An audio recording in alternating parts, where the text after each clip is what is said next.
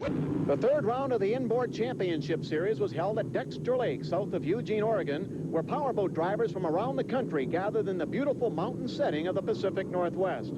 Drivers raced on the 1 2/3 mile course for the national title in each class and for the points in the ICS Series. The story in the Formula Mercruiser 5-liter class revolved around the first heat, in which D. Wisely in the Warhawk boat cruised past Pat Patterson in the Lemon Lime Slice to take the win. But the heat was disallowed when race officials discovered that an alternate boat had been allowed on the course. The restart of the heat proved disappointing to Wisely as Patterson edged him out. In the second final, 4 boats jumped the gun, and Patterson came across 6th. He pulled ahead of the pack and pushed his boat to another win to emerge overall victor. You know, you didn't have to win that race. All you had to do was come in second and just, in fact, stay in front of D. Wisely. Why'd you push it? Well, you never know that when you're out there. I saw the white flag drop just before I went across the line, but you don't know who else was legal or whether to call somebody for gun jumping, so the simple way is to finish out front. In the Formula Mercruiser 7-liter class, Mark Tate in Deal Me In won the first heat with Chuck Woodruff in Southern 7 placing second. Wheeler Baker in Prime Mover ran third, and John Prevost in Shazam placed fourth. Woodruff from Miami Shores, Florida, experienced valve problems with his engine during the first heat and elected to change to his alternate engine. With barely 20 minutes between heats, mechanics worked furiously to put it all together. Woodruff took the win in the second heat and the national championship. Well, I tell you what, that motor in that boat's, what, Greg, 2 years old now? 2 years old. 2 years old, never been torn down. It's all reliable. If you remember in Raleigh, we ran the last heat, we won that one too with that motor.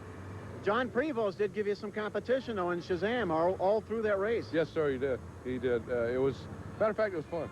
It really was. It was fun. The Formula Mercruiser 6-liter final turned out to be the most dramatic race of the weekend. Ron Zapp in Flying Tiger brought the first heat to an abrupt halt when he spun out and flipped on turn 4.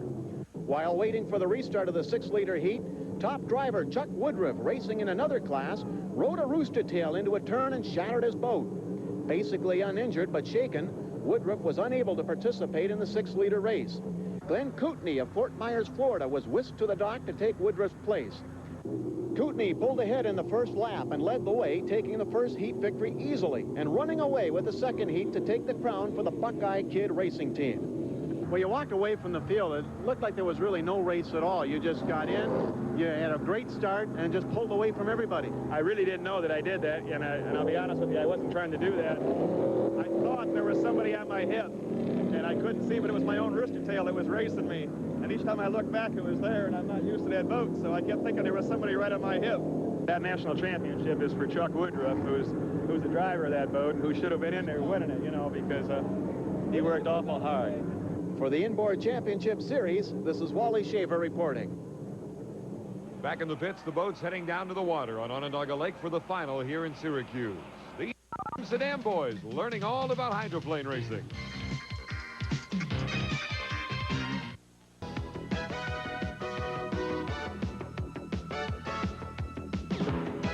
This is the High Performance Corner, a closer look at the fastest race boats in the world. Brought to you by Michelob Light.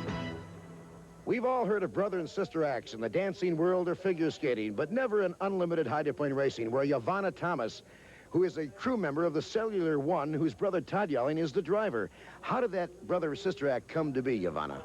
When Todd bought his limited boat, the 280 and the Nautilus, it was a family-oriented type thing. Each family member helped with it, and when he got his ride as an unlimited hydroplane driver, I helped out in the shop painting the parts of the engine, and the crew chief then in the spring asked me to help put the engines together, and then the owners, Jim and Nancy Saddam, asked me to come along as a crew member on the boat. Do you know about these engines? I mean, are you just a figurehead? I mean, you're not just a showpiece.